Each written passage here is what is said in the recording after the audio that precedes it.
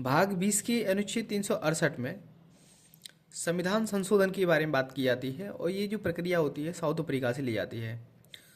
और इसमें परिस्थितियों के हिसाब से अपने संविधान में संशोधन किया जाता है। तो इसलिए भारतीय संविधान को एक जीवन दस्तावेज का एक उदाहरण दिया जाता है, जीवन दस्तावेज कहा जाता है। मुख्यतः 3 प्रकार से अपन संविधान में संशोधन करते हैं।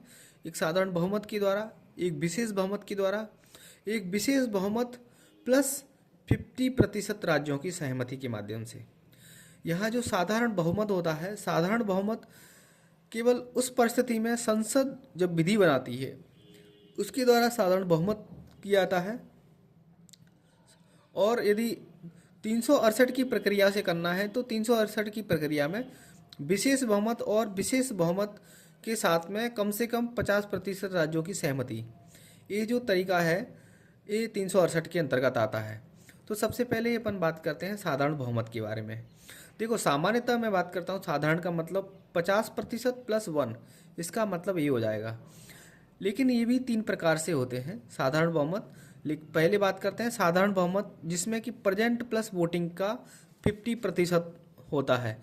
यानी मान लीजिएगा कि जो सदन में अपने अभी लोकसभा की मैं बात करता हूँ तो 543 सदस्य होते हैं।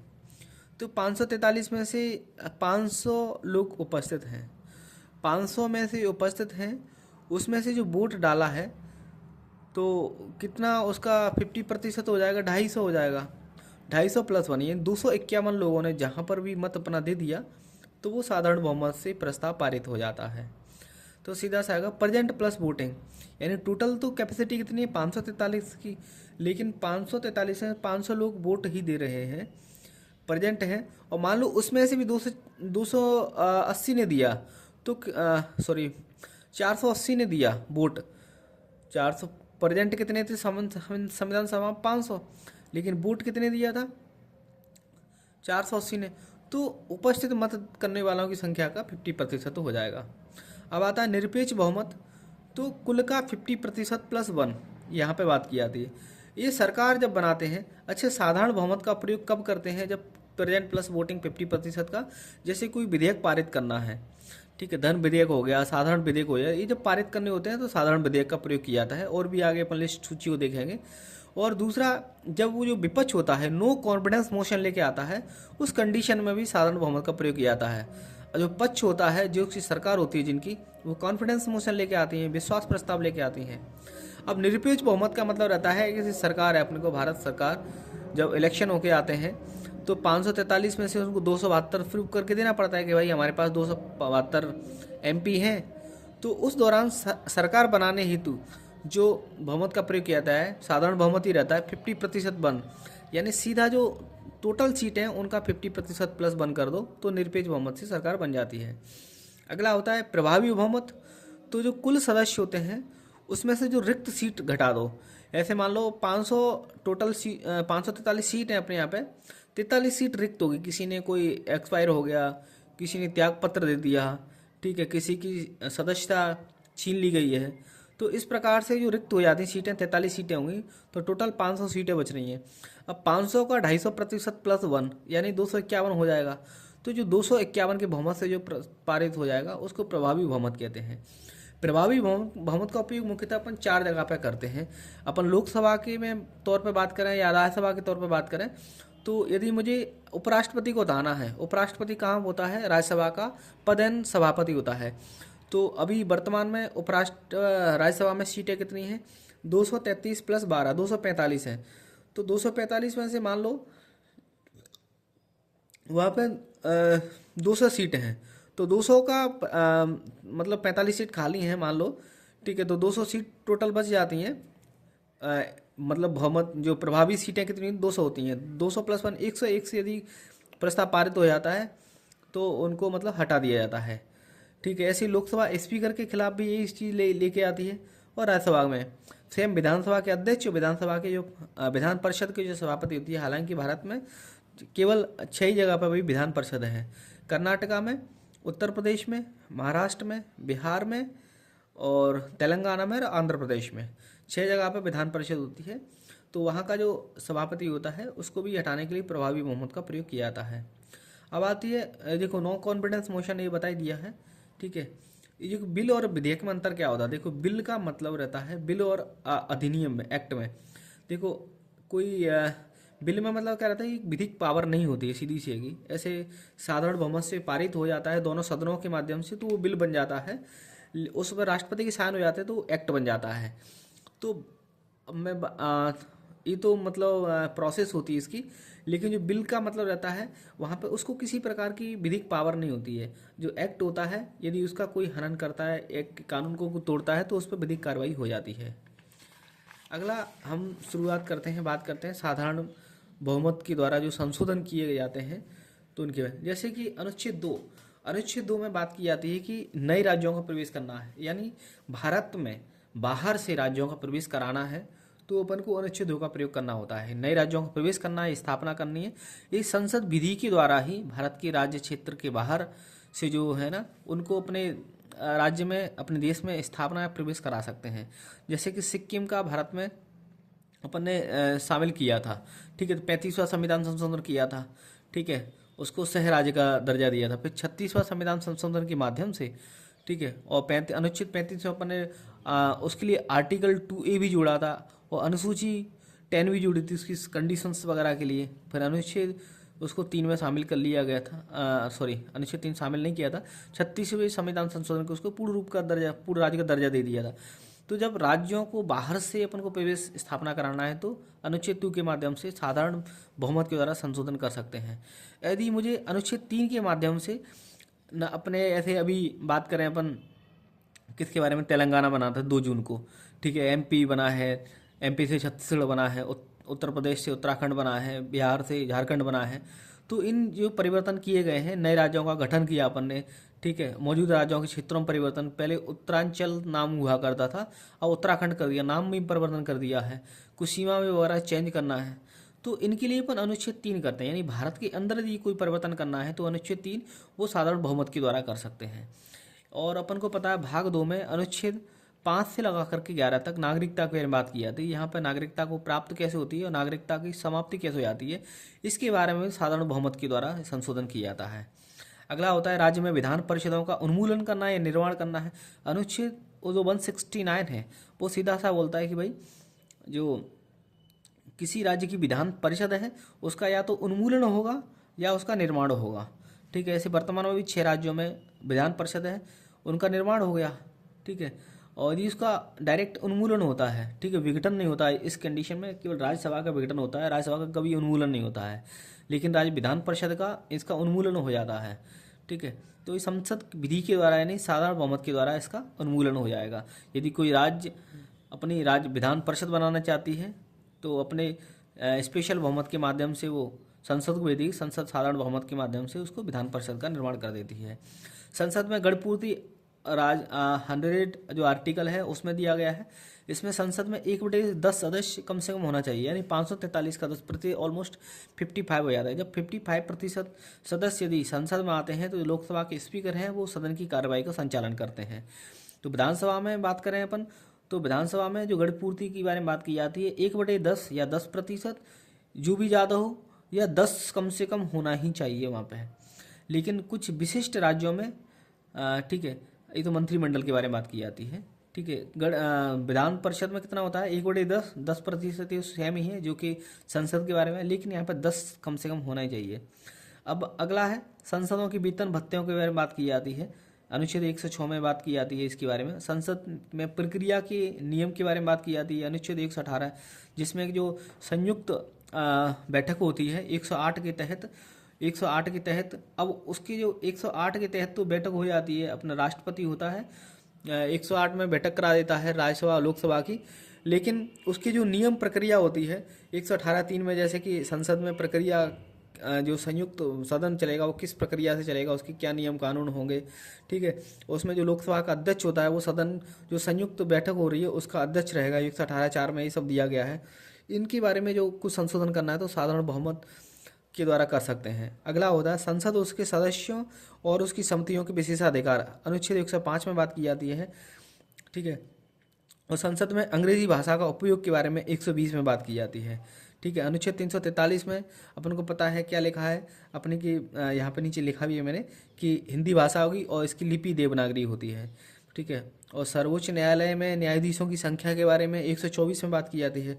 सर्वोच्च न्यायालय का अधिकार क्षेत्र को बढ़ाना है तो 138 में बात की जाती है। संसद और राज्य विधानसभाओं के चुनावों के बारे में बात की जाती है तो वो भी इसी के माध्यम से की जाती है। और संसदीय क्षेत्र का परिसीमन परिसीमन वगैरह के बारे में बात की है, अभी आगे देखेंगे अपन। देखो, परिसीमन एक परिसीमन आयोग, दो चीज़ होती हैं। ठीक है, ये जो इनके बारे में बात की जाती है वो अनुच्छेद 82 में होता है ये चीज़ें। ठीक है, परिसीमन के बारे में, परिसीमन 84 होता है ना। परिसीमन का मतलब रहता है सिर्फ जो रहता है ना, जो अधिकार क्षेत्र में परिवर्तन करना। ठीक है, कि तो परिसीमन आयोग रहता है वो सीटों का निर्धारण भी कर देता है और अधिकार क्षेत्र में परिवर्तन कर देता है। अभी अपन को पता है 1971 की जनगणना के हिसाब से ही अभी 2026 तक सीटों का निर्धारण है। ठीक है, उसमें 7वां संविधान संशोधन और 31वां संविधान संशोधन हुआ है। और इस दूसरा बात करते हैं, एक अधिकार क्षेत्र होता है क्योंकि जनसंख्या तो बढ़ रही है, उसके हिसाब से चीज़ें चेंज होती रहती हैं। ठीक है, केंद्र शासित प्रदेशों में ये दूसरी अनुसूची में उल्लेखित राष्ट्रपति, राज्यपाल, अध्यक्ष, न्यायाधीशों के वेतन भत्ते, देखो भत्ते में 2 शब्द लिखा है तो दूसरी अनुसूची में ये वेतन भत्ते सब आते हैं और संचित निधि पर ये आधारित होते हैं, भारित होते हैं। 5वीं अनुसूची क्षेत्र हो गए, जनजाति के प्रशासन नियंत्रण के बारे में भी दिया गया है, ये भी साधारण बहुमत से कर सकते हैं। 6ठी अनुसूची आदिवासी क्षेत्रों का प्रशासन, ये भी इससे कर सकते हैं। अब मुख्यतः साधारण बहुमत के बारे में बात हो जाती है। अब विशेष बहुमत पे आते हैं अपन।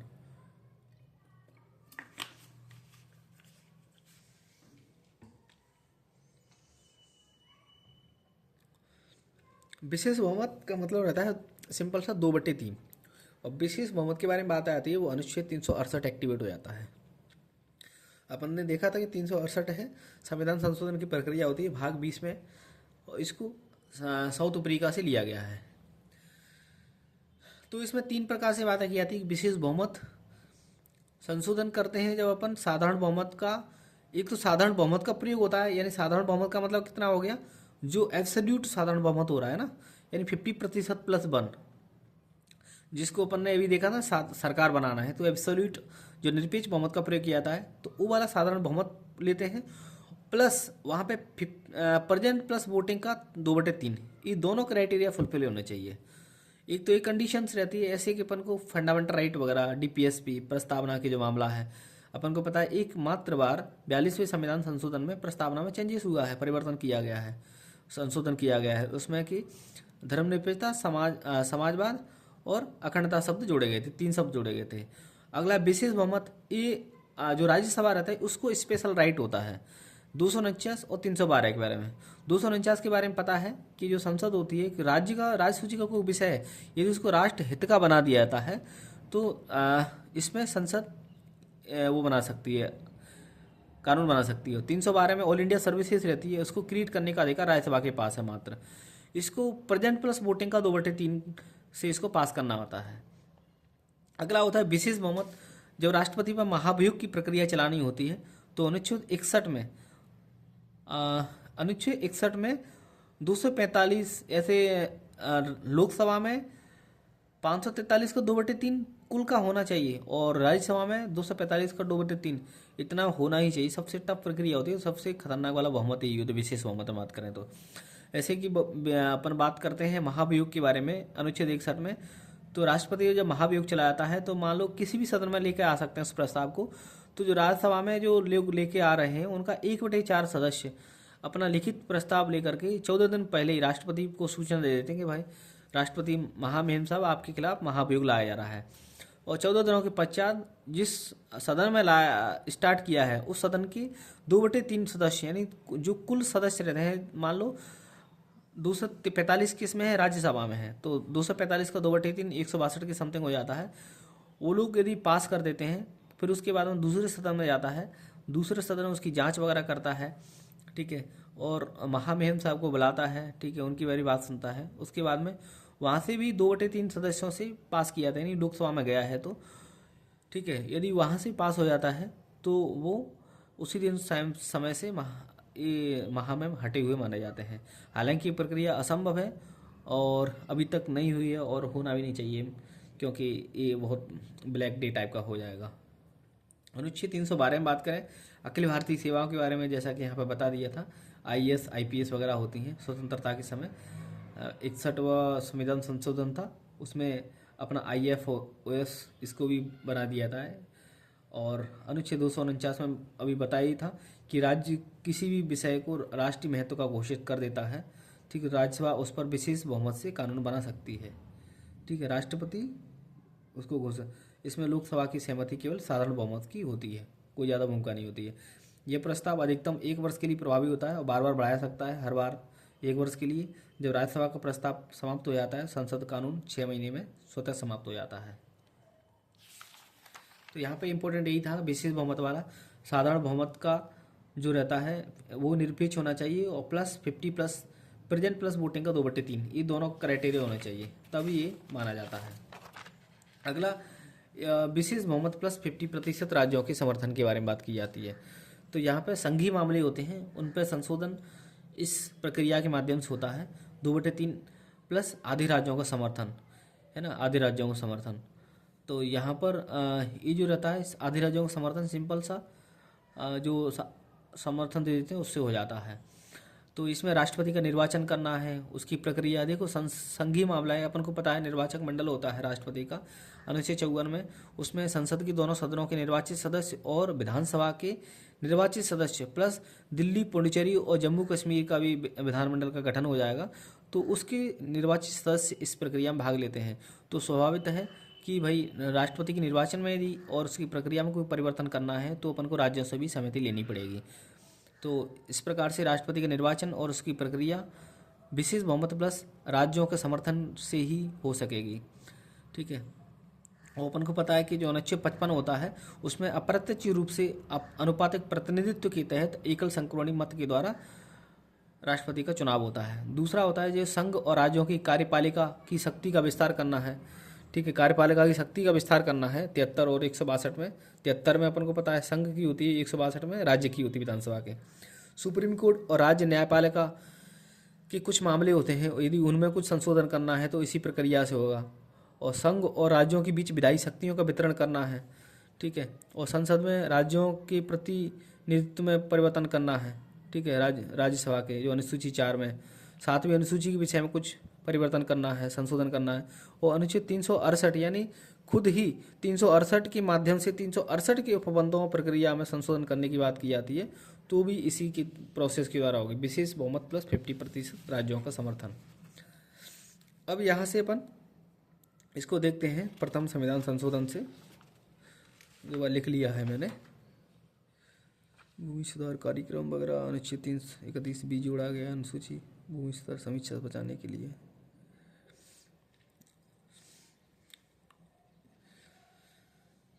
प्रथम संविधान संशोधन से शुरुआत करते हैं। देखो, जो प्रथम संविधान संशोधन होता है 10 मई 1951 को संसद ने पारित किया था और 18 जून 51 से लागू हो जाता है। तो इसमें मुख्यतः अपन 4 चीज़ों को देख लेते हैं कि 9वीं अनुसूची जुड़ी जाती है, क्योंकि उस टाइम पे अपन ने देखा था कि भूमि सुधार कानून लेके आते हैं और केस होने लगते हैं। तो इसमें जो इसकी क्वालिटी थी 9वीं अनुसूची की, इसमें यदि कोई कानून डाल दिया तो जुडिशल रिव्यू नहीं हो सकता था इसको। तो भूमि सुधारों को कानून इसमें डाले जाते थे और कानूनों को न्यायिक समीक्षा से बाहर रखा गया था। 9वीं अनुसूची डाली गई थी। दूसरा, जो अनुच्छेद 31 में परिवर्तन कर दिया गया था। 31 के बारे में पता है अपन को, संपत्ति का अधिकार होता है। तो 31A और B शामिल कर दिए गए थे। तो जमींदारी उन्मूलन जैसे भूमि सुधार कानूनों को न्यायालय में चुनौती से बचाने के लिए संशोधन किया गया। सरकार को संपत्ति अधिग्रहण की अधिक शक्ति मिल गई थी। तीसरा था कि जो अनुच्छेद 19 था उसमें वाक अभिव्यक्ति के बारे में बात की जाती है, उससे स्वतंत्रता होती है। लेकिन क्या रहता है कि कोई व्यक्ति कुछ भी बोल के जा रहा है तो उस पर प्रतिबंध के बारे में बात की जाती है। तभी तो बोला जाता है कि जो फंडामेंटल राइट होते हैं उस पर युक्त प्रबंधन के बारे में बात की जाती है। तो कुछ प्रतिबंध जोड़े गए थे कि राष्ट्र की सुरक्षा बहुत इंपॉर्टेंट है, राज्य की सुरक्षा, सार्वजनिक व्यवस्था भी बहुत इंपॉर्टेंट होती है, और विदेशी राज्यों से मैत्री नैतिकता। यदि इन तीनों के बारे में कुछ ऐसे कुछ किया जाता है तो अनुच्छेद 19 जो रहता है उसका हनन माना जाएगा। ठीक है, इस पर मतलब प्रतिबंध, यदि इस प्रकार का कुछ कोई सार्वजनिक व्यवस्था को जो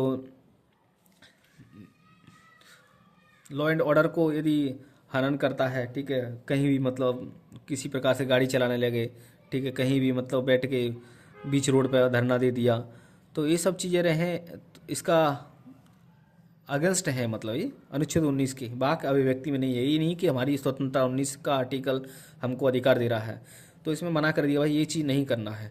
राज्य की सुरक्षा, सार्वजनिक व्यवस्था और विदेशी राज्यों से मैत्री और नैतिकता के बारे में, ठीक है, कोई विदेशी राज्य है मतलब अपना दुश्मन देश है पाकिस्तान वगैरह, इनसे भाई तुम रोज़ाना मिल रहे हो, अपनी देश की बातें वहाँ पे बता रहे हो, क्या पता, तो ये अनुच्छेद 19 के अगेंस्ट बता गया है। इससे सरकार को समाचार, भाषण आदि पर नियंत्रण का अधिकार मिला है। अनुच्छेद चौथा जो काम किया गया था, अनुच्छेद 15(4) था, उसमें सामाजिक और शैक्षणिक रूप से पिछड़े वर्गों के लिए यानी SC/ST के लिए उन्नति के लिए विशेष प्रावधान किए गए थे। एक चंपाकम दोराई राजन केस होता है, तमिलनाडु की लड़की रहती है, उसका PMT में सिलेक्शन हो जाता है PMT के माध्यम से, तो राज्य उसको हटा देता है, मतलब उसको इनवैलिड कर देता है, लेकिन उसका सिलेक्शन हो जाता है तो सुप्रीम कोर्ट में केस कर देती है। ठीक है, तो सरकार और फंडामेंटल राइट का बोल देती कि भाई मुझे तो फंडामेंटल राइट दिया गया अनुच्छेद 15 में, किसी प्रकार का मतलब जाति धर्म इससे किसी प्रकार का कोई भेदभाव नहीं किया जाएगा, लेकिन यहाँ भेदभाव हो रहा है, मुझे निकाला जा रहा है। तो इसको बचाने के लिए सरकार 15(4) नाम का एक महत्वपूर्ण संविधान संशोधन लेके आती है और आर्टिकल जोड़ देती है, बोले कि भाई जो फंडामेंटल ड्यूटी जो DPSP रहती है उसके अनुच्छेद 45 में क्लियर 46 में क्लियर लिख दिया है हमने कि भाई सामाजिक शैक्षणिक रूप से पिछड़े वर्ग हैं उनके उत्थान के लिए हम प्रावधान कर सकते हैं। तो उसी के हिसाब से 15(4) में प्रावधान किया गया। तो प्रथम अनुसूची में अपन को 4 बातें याद रखनी है।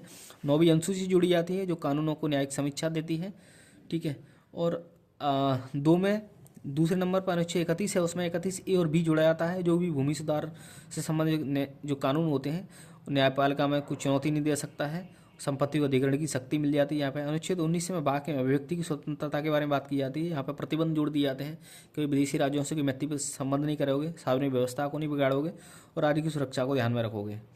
ठीक है, अनुच्छेद 15(4) में जोड़ दिया गया था जो कि सामाजिक और शैक्षणिक रूप से पिछड़े वर्ग रहते हैं उनकी उन्नति के लिए विशेष प्रावधान होते हैं, है ना। उसके बाद हम दूसरा अनुच्छेद होता है, दूसरा संविधान संशोधन 1952 में आता है। तो इसमें लोकसभा के में प्रतिनिधित्व के पैमाने में बदलाव के बारे में बात की जाती है।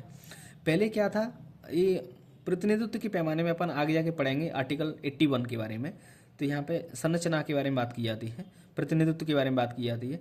तो बताया गया कि भाई 10 लाख की सीट है, 10 लाख की जनसंख्या, वहाँ पर एक सीट रहेगी, 10 लाख पर एक सीट रहेगी। तो संघीय न्यायालय के न्यायाधीशों को वेतन भी बढ़ाया गया था, ये भी बात की गई थी। यहाँ पे मुख्य तौर पे मैं बात करूँगा दूसरे संविधान संशोधन में कि जो प्रतिनिधित्व के पैमाने में बदलाव किया गया था, 10 लाख पर एक सीट के बारे में बात की जाती है। तीसरा संविधान संशोधन 1953 में होता है, ये इंपॉर्टेंट है, को लगातार से हो रहे हैं। 51 पहला, 52 दूसरा, 53 तीसरा होता है। 53 में संवर्धित सूची में संविधान संशोधन करके जो खाद्यान्न के विषय होते हैं, पशु के बारे में, चारा के बारे में बात की, कच्चा कपास, इन सारे विषयों को शामिल किया जाता है। ठीक है, पर प्रविष्टि 33 में। और ये पहला संविधान संशोधन ऐसा था जो कि 368(2) के तहत होता है, यानी जो तीसरी प्रक्रिया होती है ना, विशेष बहुमत प्लस 50% राज्यों की सहमति, उसके माध्यम से पहला संशोधन होता है। 3 संशोधन हो चुके हैं, ये दोनों संशोधन तो उस प्रक्रिया से हो गए, कौन सी से, विशेष बहुमत वाली से, लेकिन तीसरा जो संविधान संशोधन हुआ है वो विशेष बहुमत प्लस 50% राज्यों की सहमति से हुआ है। तो इसके तहत हुआ है। इसमें क्या है कि राज्य विधानमंडलों की समर्थन लिया था इसमें। तो समवर्ती सूची में संविधान संशोधन करके खाद्यान्न, पशुओं के लिए चारा और कच्चा कपास आदि को सम्मिलित किया गया था। तीसरी अंश, अभी अपन ने 3 संविधान संशोधन पढ़े हैं। पहले में क्या बताया कि भाई 9वीं अनुसूची शामिल की गई है, अनुच्छेद 31 में परिवर्तन किए गए, यानी 31A और B को शामिल किया गया है। अनुच्छेद 19 होता है, वाक अभिव्यक्ति की स्वतंत्रता से संबंधित प्रावधान होते हैं, उसमें प्रतिबंध जोड़े गए हैं कि राज्य की सुरक्षा को ध्यान में रखा जाएगा, सार्वजनिक व्यवस्था को ध्यान में रखा जाएगा और विदेशी संबंधी जो राज्य होते हैं उनसे मैत्री संबंध नहीं रखे जाएंगे। और 15(4) को जोड़ा गया था कि सामाजिक और शैक्षणिक इंपॉर्टेंट वर्ड है दोनों, इसके आधार पर पिछड़े वर्गों की उन्नति के लिए विशेष प्रावधान के बारे में बात की जाती है। दूसरी अनुसूची में जो प्रतिनिधित्व के पैमाने होते हैं, 10 लाख पर कि जनसंख्या पर एक सीट होगी, इसके बारे में बात की जाती है। और न्यायालय के जो न्यायाधीश हैं उनके वेतन भी बढ़ाए जाते हैं। तीसरी अनुसूची में इंपॉर्टेंट है कि पहली बार ऐसा संविधान संशोधन हुआ था जो कि अनुच्छेद 368(2) के तहत होता है, यानी विशेष बहुमत प्लस जो 50% राज्य होते हैं उनके सहमति से। तो इसमें पशुओं के लिए चारा, खाद्यान्न वगैरह, कच्चा कपास आदि को सम्मिलित किया गया था। अगला चौथा संविधान संशोधन 1955 में आता है। ठीक है, 54 में कोई संविधान संशोधन नहीं होता है। चौथा संविधान संशोधन 55 में आता है। इसमें व्यक्तिगत संपत्ति को लोकहित के द्वारा छीने जाने की स्थिति में न्यायालय क्षतिपूर्ति राशि का पुनरीक्षण नहीं कर सकता है। जो पर्सनल संपत्ति होती है, यदि उसको कोई छीनता है, ठीक है, राज्य छीनता है, तो न्यायालय में जाकर के उसका रिव्यू नहीं हो सकता है, जुडिशियल रिव्यू नहीं हो सकता है। ठीक है। और दूसरा था किसी व्यापार को राष्ट्रीयकृत बनाने के लिए राज्यों को अधिकार, जैसे कि इसी के माध्यम से अपन ने SBI को राष्ट्रीयकरण कर दिया था। तो यहाँ पर क्लियर बोला गया किसी व्यापार को राष्ट्रीयकृत बनाने के लिए राज्यों को अधिकार मिल गया था। ठीक है, अनुच्छेद 305 में बताया गया ये चीज़ें। व्यापार को नियंत्रण करना है, SBI का राष्ट्रीयकरण किया गया था।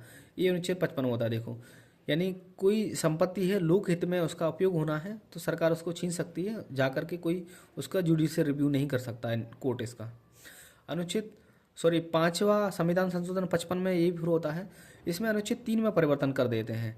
देखो, अनुच्छेद 2 और 3 में अभी देखा था अपन ने। अनुच्छेद 2 में बाहर से जो राज्य होते हैं उनको प्रवेश या स्थापना करना है, तो अनुच्छेद 2 के माध्यम से करते हैं। अनुच्छेद 2 में परिवर्तन करते हैं उस साधारण विधि के माध्यम से, ठीक है, संसद विधि के द्वारा साधारण बहुमत के माध्यम से। और अनुच्छेद 3 में परिवर्तन करना है, वो भी इसी के माध्यम से होता है। ठीक है, तो लेकिन उसमें कि अपने अंदर, भारत के अंदर जो है ना, उसमें राज्यों में परिवर्तन, नामों में परिवर्तन, सीमाओं में परिवर्तन, ये सब करना होता है। लेकिन 5वां अनुसंधान जो संविधान संशोधन 1955 हो रहा है, अनुच्छेद 3 में संशोधन करके राज्य पुनर्गठन से संबंधित विधेयकों पर राज्यों के द्वारा अनुसमर्थन करने की अवधि नियत करने की शक्ति राष्ट्रपति को दे दी गई थी। इसमें यहाँ पर क्या बोला गया था कि विधेयक जो हो रहे हैं, राज्य पुनर्गठन से संबंधित विधेयक हैं, विधेयकों पर राज्यों के द्वारा अनुसंधान करने की अवधि, यानी राज्य है उसको बाउंड कर दिया कि भाई आपको परमिशन देना ही पड़ेगा इस चीज़ पे। कोई विधेयक क्या होता था कि अपन ने दे दिया यहाँ से, लेकिन राज्य उस पर सहमति नहीं देता था, अपना उसको अटका के रखता था। तो अनुच्छेद 3 में ये बता दिया गया था कि जो संशोधन कर, अनुच्छेद 3 में संशोधन कर रहे हैं अपन, इन राज्यों का पुनर्गठन करना है, राज्यों की सीमाओं में परिवर्तन करना है, सब करना है। तो जो विधेयक होते थे, अनुसमर्थन करने की अवधि नियत करने की शक्ति राष्ट्रपति को अधिकार दे दिया था कि भाई इसकी टाइम पीरियड फिक्स है। यदि नहीं किया, आपने अपना समर्थन नहीं दिया राज्यों ने, तो ऑटोमेटिकली वो मान लिया जाएगा। यदि निर्धारित अवधि के भीतर राज्य अपनी राय व्यक्त नहीं करते हैं तो विधेयक को संसद के द्वारा पारित मान लिया जाएगा। ठीक है, मान लो 6 महीने का टाइम दे दिया, 3 महीने का टाइम दे दिया, यदि इसने राज्य ने अपनी सहमति नहीं दी है, ठीक है, यानी 50% प्लस जो रहता है ना विशेष बहुमत में, तो अपने आप मान लिया जाएगा। ये 5वां संविधान संशोधन में किया गया था। 7वां संविधान संशोधन बहुत इंपॉर्टेंट है, और राज्य पुनर्गठन आयोग की सिफारिश के आधार पर, जो फजल अली आयोग रहता है उसकी समिति की सिफारिश के आधार पर राज्य पुनर्गठन आयोग का सिफारिश होती हैं, उनको लागू करने हेतु 7वां संविधान संशोधन लाया जाता है। इसमें प्रावधान अपन फजल अली पे नहीं बात कर रहे हैं, डायरेक्ट 7वां संविधान संशोधन पर बात कर रहे हैं यहाँ पे, जिसमें 14 राज्य और 6 केंद्र शासित प्रदेशों का पुनर्गठन के बारे में बात की जाती है, और विभिन्न अनुसूची एवं अनुच्छेदों में परिवर्तन होता है। ठीक है, और जो अनुच्छेद 230 होते हैं, देखो जब अपन ये सब चीज़ें कर रहे हैं तो 230, 231 में संशोधन होना ही पड़ेगा। ठीक है, सॉरी, यहाँ पर ये कर लिया अपन ने राज्य पुनर्गठन, 230, 231 में संशोधन करके हाईकोर्ट का जो क्षेत्राधिकार था उसको UT तक बढ़ा दिया, और 2 से अधिक राज्यों के लिए एक हाईकोर्ट का उपबंध कर दिया। देखो, पहले तो क्या है कि राज्य पुनर्गठन आयोग की जो सिफारिश थी उनके लिए बात की जाती है। 14 राज्य, 6 केंद्र शासित प्रदेशों का पुनर्गठन करने, बहुत सारे अनुच्छेद अनुसूची में परिवर्तन करते हैं अपन। ठीक है, और अनुच्छेद 230 और 31 में संशोधन करके हाईकोर्ट का जो क्षेत्राधिकार होता है उसको UT तक बढ़ा देते हैं। यानी जो चंडीगढ़, यदि पंजाब का हाईकोर्ट है, उसको चंडीगढ़ UT भी को भी देखेगा, हरियाणा को भी देखेगा। तो यही थी कि 2 या 2 से अधिक राज्यों के लिए उपबंध कर दिए, UT तक को ही बढ़ा दिया क्षेत्रों में। और अनुच्छेद 220 में हाईकोर्ट के जो न्यायाधीश थे उनको सुप्रीम कोर्ट के में वकालत करने की अनुमति दी थी। जो हाईकोर्ट का न्यायाधीश है वो सुप्रीम कोर्ट में जाकर के वकालत कर सकता है। और एक राज्यपाल है, उसको 1 से अधिक राज्यों का कार्यवाहक बनाया जा सकता है, उनको भाग दे सकते हैं। और इम्पोर्टेंट था, लोकसभा की जो सीटें थी पहले मुख्य रूप से 500 हुआ करती थी। संरचना में अपन 81 में पढ़ते हैं, तो लोकसभा की शुरुआत में सीटें कितनी 500 थी। 7वां संविधान संशोधन के माध्यम से 525 कर दी जाती हैं। ठीक है, अपन देखेंगे परिसीमन आयोग 4 अभी परिसीमन आयोग आते हैं, उसमें बताया गया कि परिसीमन आयोग आएगा, वो जनगणना के आधार पर उसका मतलब लोकसभा की सीटों का परिवर्तन करेगा, है ना, या क्षेत्रों का निर्धारण करेगा। तो 7वां संविधान संशोधन में हमने क्या देखा, एक तो राज्य पुनर्गठन आयोग आता है, उसकी सिफारिश को लागू करने के लिए 14 राज्य केंद्र शासित प्रदेशों के बारे में बात की जाती है। बहुत सारे अनुच्छेद और अनुसूची में परिवर्तन किया जाता है। ठीक है, अनुच्छेद 230 और 231 में संशोधन करके हाईकोर्ट के क्षेत्राधिकार को यूटी तक बढ़ा देते हैं और 2 या 2 से अधिक राज्यों के लिए एक हाईकोर्ट का भी प्रावधान कर दिया जाता है। और अनुच्छेद 220 में जो हाईकोर्ट रहता है उसके न्यायाधीश होते हैं, सुप्रीम कोर्ट में जाके वकालत कर सकते हैं। और राज्यपाल हैं, एक से अधिक राज्यपाल, एक से अधिक राज्यों के कार्यवाहक राज्यपाल के रूप में भी भूमिका निभा सकता है। और लोकसभा की सीटें 500 से बढ़ा करके 525 कर दी जाती हैं। अब इसके बाद में 7वां के बाद में 8वां आता है, 9वां आता है। हालांकि 8वां रहता है जो इससे ही संबंधित होता है कि भाई जो SC/ST का जो रिजर्वेशन होता है अनुच्छेद 330 और 332 का, उसको बढ़ा दिया जाता है 10 साल के लिए। 9वां संविधान संशोधन होता है 1960 में। 9वां संविधान संशोधन 1960 में, इसमें 15 अगस्त 1947 में जब अपना देश आज़ाद हुआ था, एक थोड़ा भूमिका है इसकी। 15 अगस्त 1947 को अपना देश आज़ाद होता है, तो जो एक रेड क्लिफ होते हैं, एक इंग्लिश अधिकारी होते हैं, उनको बोला जाता है कि भाई अपना देश आज़ाद तो हो गया है, 2 अलग अलग डोमिनियन बन गए हैं, तो इसकी बाउंड्री बना दो। तो उन्होंने नक्शा लेकर के ऐसे लाइन खींच दी थी। ठीक है, इंडिया और हो गया, पाकिस्तान हो गया, ये हो गया। तो कुछ उसके बाद में क्षेत्रों में वो होने लगे थे, क्या हो गए, विवाद होने लगे थे। तो बेरुवाड़ी क्षेत्र होता है एक, ठीक है, उससे संबंधित चीज़ें होती हैं। तो जलपाईगुड़ी और बेरुवाड़ी, यहाँ पे क्या है, मुस्लिम बहुल आबादी हुआ करती थी। तो 1928 में नेहरू और उस टाइम के प्रधानमंत्री होते थे पाकिस्तान के नून, इनके मध्य में एक समझौता होता है। तो बेरुवाड़ी जो संघ होता है वेस्ट बंगाल के भारतीय क्षेत्र का पाकिस्तान बांग्लादेश को हस्तांतरण करने से संबंधित बातें होती हैं। ठीक है, यानी भारतीय क्षेत्र में उसको पाकिस्तान को देना। और अपने संविधान में क्लियर लिखा हुआ है कि भाई अपन 1 इंच भी अपन दूसरे देश को नहीं दे सकते हैं। अनुच्छेद 2 क्लियर बोलता है प्रवेश से स्थापना कर सकते हैं, अपन अंदर ले सकते हैं, लेकिन अपन किसी अन्य को नहीं दे सकते हैं। तो वही था, एक ही मात्र तरीका था इसका, संविधान संशोधन किया था, 9वां संविधान संशोधन। तो इसमें वो जो क्षेत्र था उसको पाकिस्तान को, यानी अभी बांग्लादेश है, उसको दे देते हैं, पूर्वी पाकिस्तान था। और इसी से संबंधित अपन देखेंगे 100वां संविधान संशोधन होता है 2015 के टाइम पर, जब मोदी आते हैं तब। 9वां संविधान 100वां संविधान, ये मतलब पाकिस्तान, पूर्वी पाकिस्तान, बांग्लादेश को ये क्षेत्र दिए गए थे। इससे संबंधित बातें की 51 100 का 101 का फॉर्मूला होता है यहाँ पे।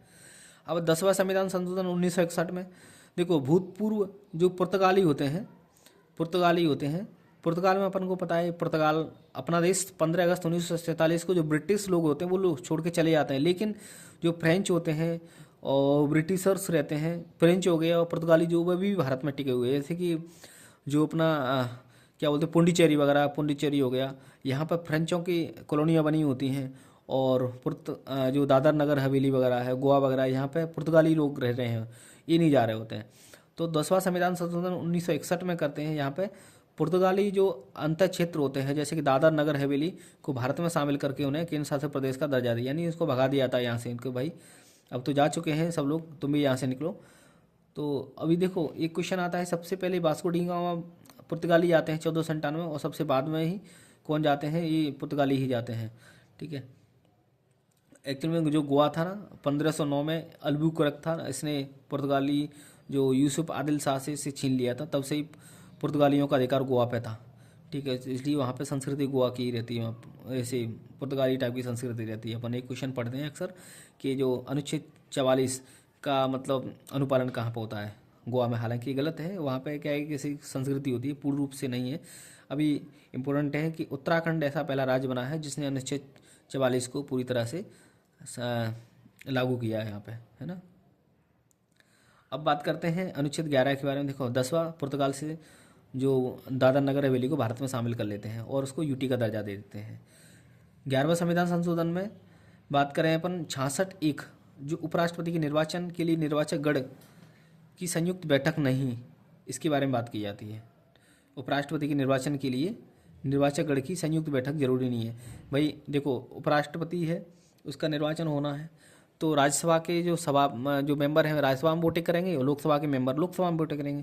भाई वो दोनों एक साथ बैठकर वोटिंग करेंगे जरूरी नहीं है। तो ये वाला ख़त्म कर दिया था 11वां संविधान संशोधन। अब 71(4) में भी परिवर्तन कर दिया था। इसमें देखो 71 में अपन क्या, राष्ट्रपति उपराष्ट्रपति होता है ना, उसके चुनाव पर आधार पर चुनौती नहीं दी जा सकती है। ठीक है, ये निर्वाचक मंडल अपूर्ण है। निर्वाचक मंडल ऐसे ही मान लो अपने देश में अभी वर्तमान में है कितने राज्य हैं, 28 राज्य हैं और 8 केंद्र शासित प्रदेश हैं। मान लो किसी राज्य में संविधान क्या बोलते हैं, अनुच्छेद 356 लगा हुआ है, ठीक है, राज्य स्टेट इमरजेंसी लगी हुई है, तो अब वो राष्ट्रपति को चुनाव होना, उपराष्ट्रपति चुनाव होना है, ठीक है, तो वहाँ पे कोई ऐसी चुनौती नहीं दे सकता है कि भाई वहाँ पे तो उस राज्य का सांसद या विधायक वो क्या बोलते हैं इसमें प्रतिनिधित्व करेगा ही नहीं, तो राष्ट्रपति के चुनाव हो ही नहीं पाएगा। तो इस आधार पर चुनौती नहीं दी जा सकती भाई, वहाँ का केवल एक राज्य प्रभावित है तो पूरा देश थोड़ी प्रभावित है, तो अपन उस आधार पर राष्ट्रपति उपराष्ट्रपति के चुनाव को चुनौती नहीं दे सकते हैं। तो ये 11वां संविधान संशोधन राष्ट्रपति उपराष्ट्रपति के निर्वाचन से संबंधित है। यानी 66 में सीधा बोला गया कि उपराष्ट्रपति को निर्वाचन करना है तो फिर संयुक्त बैठक जरूरी नहीं है, करेंगे, ठीक है, राज्यसभा के लोग राज्यसभा में वोट करेंगे और लोकसभा के लोकसभा में वोट कर लेंगे। और 71(4) में परिवर्तन किया गया, राष्ट्रपति उपराष्ट्रपति चुनाव को इस आधार पर चुनौती नहीं दी सकती कि निर्वाचक मंडल अपूर्ण है। और 12वां संविधान संशोधन में बात की जाती है 1962 में, यहाँ पर गोवा और दमनदीप को भारत में शामिल करने का देने और केंद्र शासित दर्जा मिल जाता है। देखो 10वां संविधान संशोधन कहाँ पे कर रहे हैं अपन, दादर नगर हवेली को अपन शामिल कर रहे हैं, ठीक है। और 12वां संविधान संशोधन में क्या कर रहे हैं अपन, गोवा और दमनदीप को केंद्र शासित प्रदेश का दर्जा दे रहे हैं। 13वां संविधान संशोधन 1962 में करते हैं, जो नागालैंड होता है उसको विशेष राज्य का दर्जा दे देते हैं, अनुच्छेद 371 का, ठीक है। देखो जो विशेष राज्य का दर्जा है अभी तक ऑलमोस्ट 10 राज्यों को है। अब 13 के बाद में 14वां संविधान संशोधन के बारे में बात की जाती है। 14वां संविधान संशोधन ये पुडुचेरी को भारत में शामिल करने के बारे में बात की जाती है। अनुच्छेद 239 का जोड़ करके संघ शासित प्रदेशों में विधानमंडल और मंत्रिपरिषद बनाने का संसद को अधिकार मिलता है। देखो अपन को पता है अपने यहाँ पे 8 यूटी हैं, केंद्र शासित प्रदेश हैं, दिल्ली, पुडुचेरी और जम्मू कश्मीर। ऐसे 3 यूटी हैं जहाँ पर विधानसभा होती है, ठीक है। तो यही बात कर रहा है कि 239 क को जोड़ दिया जाता है और जो यूटी रहते हैं उसमें विधानमंडल, अपन विधानमंडल बना सकते हैं, वहाँ पे विधानसभा मुख्यमंत्री बना हो और वो अपनी मंत्रिपरिषद बना सकता है। ये संसद को राइट्स दिया गया कि भाई ऐसा कोई कर सकता है। 15वां संविधान संशोधन 1963 में होता है। उच्च न्यायालय के न्यायाधीशों की सेवानिवृत्ति की जो आयु होती है 60 से 62 कर दी जाती है, 60 से 62 कर दी जाती है। कहाँ पे, 15वां संविधान संशोधन में। और सेम ही 15 में अपन 41वां अपन जब पढ़ेंगे उस वहाँ पे जो पीएससी रहती है, लोक सेवा आयोग रहते हैं, उनकी सदस्यों की आयु भी 60 से 62 कर दी जाती है। 15 और 41 दोनों सेम। 16वां संविधान संशोधन अपन पढ़ते हैं तो तीसरी अनुसूची और 19 अनुसूची संबंधित है। तीसरी अनुसूची में अपन चेंज कर देते हैं, जो शपथ ग्रहण के अंत में भारत की संप्रभुता और अखंडता को अक्षुण्ण बनाए रखूंगा, इस शब्दों को जोड़ा गया था। भारत की प्रभुता और अखंडता को बनाए रखूंगा, इस शब्द जोड़ा गया था तीसरी अनुसूची में। शपथ के बारे में देखो, शपथ में 3 शब्द लिखे हुए थे और तीसरी अनुसूची में बात की जाती है। भत्तों के बारे में बात की है, भत्ते में 2 शब्द होते हैं, आधे तक को काट दो, तो दूसरी अनुसूची में भत्तों से संबंध बात की जाती है। शपथ में 3 शब्द होते हैं तो तीसरी अनुसूची में शपथ से संबंध बात की जाती है। और 16वां संविधान संशोधन था, शपथ ग्रहण में भारत की प्रभुता और अखंडता को अक्षुण्ण बनाए रखूंगा, ये शब्द जोड़ा गया था। अनुच्छेद 19 में संशोधन करते हुए संसद को शक्ति दी गई कि वह देश की संप्रभुता अखंडता के हित में प्रश्नगत करने वाली अभिव्यक्ति की स्वतंत्रता पर विधि। देखो संप्रभुता और अखंडता ये प्रतिबंध लगा दिया था सीधी से कि भाई कि संप्रभुता अखंडता को अपने देश की संप्रभुता अखंडता को कोई चुनौती देने वाली इस टाइप की कोई बातें नहीं करेगा अनशन अनुच्छेद 19 का उपयोग। बोले कि मैं तो भाई मुझे अनुच्छेद 19 बाक अभिव्यक्ति की स्वतंत्रता का अधिकार, फंडामेंटल राइट है, मैं कुछ भी बोलूँगा, तो ये अनुच्छेद 19 के माध्यम से प्रतिबंध लगा दिया था। 17वां संविधान संशोधन के बारे में बात करते हैं अपन, तो 17वां संविधान संशोधन 1964 में होता है। इसमें 31A यानी 31A होता है, उसको प्रथम संविधान संशोधन में परिवर्तन। देखो 31 प्रथम संविधान संशोधन हुआ था, उसमें 31A और B जोड़ा गया था। अब अनुच्छेद 31 है उसमें तथा प्रथम संविधान संशोधन में परिवर्तन संपदा और संपत्ति शब्द को परिभाषित कर दिया था। अब इसमें भी कन्फ्यूजन हो रहा था, तो जो प्रथम संविधान संशोधन में इस अनुच्छेद 31 जोड़ा गया था, इसमें भी परिवर्तन किया कि इसको परिभाषित कर दिया इन शब्दों को कि भाई संपदा संपत्ति क्या है, इनको प्रॉपर डेफिनेट कर दिया था। और अनुसूची 9 है, अनुसूची 9 के ऊपर हमें पता है अपन को कि भाई इसमें जुडिशियल रिव्यू नहीं हो सकता था यदि किसी अपन कानून को इसमें डाल दें। तो 44 नए कानून उसमें जोड़े गए और कहा गया कि सरकार को व्यक्तिगत खेती के लिए इस्तेमाल की जाने वाली किसी भूमि का अधिग्रहण करने से पहले बाजार मूल्य के बराबर मुआवजा देना होगा। देखो, कोई खेती की सरकार को व्यक्तिगत खेती के लिए इस्तेमाल, कोई व्यक्ति उसको ज़मीन को खेती के लिए इस्तेमाल करता है, अब उस भूमि का अधिग्रहण करना है, तो सरकार जब उस भूमि का अधिग्रहण करेगी, भूमि को लेगी, तो उसका जो मूल्य है बाजार के मूल्य के बराबर उसको मुआवजा देना पड़ेगा। ये अनुसूची 9 में इस टाइप से 44 नए कानून और जोड़े गए थे। 18वां संविधान संशोधन 1966 में होता है और भाषा के आधार पर पंजाब का विभाजन करके पंजाब और हरियाणा नामक के 2 अलग से राज्य बना दिए और चंडीगढ़ को अलग से यूटी बना दिया था। क्या बोला है? भाषा के आधार पर पंजाब का विभाजन करके पंजाब हरियाणा 2 राज्य और चंडीगढ़ को यूटी बना दिया था। और देखो, अनुच्छेद 3 होते हैं, इसमें केंद्र शासित प्रदेश शब्द भी जोड़ दिया था। 18वां संविधान संशोधन है, इसमें केंद्र शासित प्रदेश शब्द ये जोड़ दिया गया है। एक बार जो अपन ने पढ़े हैं, एक बार थोड़ा सा क्विक रिवीजन करते हैं, अदरवाइज झूल हो जाएगा, कोई मतलब नहीं रहेगा इनका।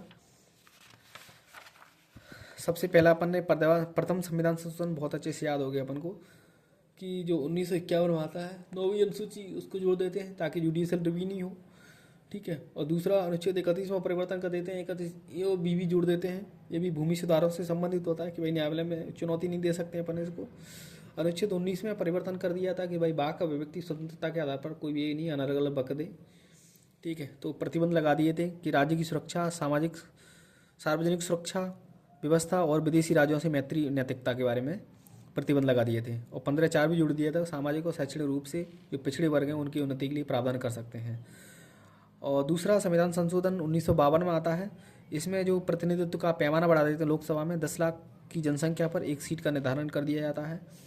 तीसरा संविधान संशोधन में ऐसा हुआ था कि पहली बार जो 368(2) है, यानी विशेष बहुमत प्लस 50% राज्यों का प्रतिनिधित्व पहली बार जोड़ा गया था। इसमें खाद्यान्न, पशुओं के लिए चारा और कच्चा कपास आदि को सम्मिलित किया गया था। चौथा संविधान संशोधन 1955 में आता है, इसमें क्या होता है कि जो ऐसी कोई संपत्ति होती है जो कि सरकार को लग रही है कि लोक हित में, तो उसको सरकार छीन सकती है और उस पर न्यायालय में रिव्यू नहीं किया जा सकता है। और किसी व्यापार को राष्ट्रीयकृत बनाना है तो उसको भी राज्यों को अधिकार दिया गया था। 5वां संविधान संशोधन 1955 होता है, इसमें अनुच्छेद जो 3 होता है उसमें चेंज कर दिया जाता है कि कोई यदि कानून है विशेष बहुमत प्लस 50% राज्यों का, यदि उसको राज्यों के पास भेज दिया जाता है तो राज्य उस पर क्या होता है, उस पर अपना उसको अपने ऐसे टालम टोल करता था, अपने पास उसको पेंडिंग करके रखता था। तो ये बोल दिया था कि भाई राष्ट्रपति को ये शक्ति दे दी गई थी कि यदि वो इस समय सीमा के भीतर यदि उसको नहीं करता है तो अपने आप वो ऐसा मान लिया जाता है कि राज्य ने अपनी उस पर राय व्यक्त कर दी है, यानी बिना राय व्यक्त करते ही ये मान लिया जाता है ऐसा कि संसद विधेयक पारित मान लिया जाएगा। इस समय सीमा निर्धारित कर दी थी इस पर। 7वां संविधान बहुत इंपॉर्टेंट होता है ना। इसमें जो राज्य पुनर्गठन अधिनियम लागू होता है, कई राज्यों की स्थापना होती है। मुख्यतः बात करें अपन मध्य प्रदेश 1 नवंबर 1956 को लागू होता है उस तारीख से। तो 14 राज्य और 6 केंद्र शासित प्रदेशों में पुनर्गठन कर दिया जाता है, ठीक है। पहले एक्चुअल में क्या था, ABCD 4 राज्य हुआ करते थे, ABCD उसमें बटे हुए थे, ठीक है। लेकिन बाद में क्या हुआ था, 7वां संविधान संशोधन राज्य पुनर्गठन आयोग जो फजल अली की जो अध्यक्षता में एक समिति बनती है, उसके बिहाफ पर ही सिफारिशों को लागू करने हेतु ये चीज़ आती हैं।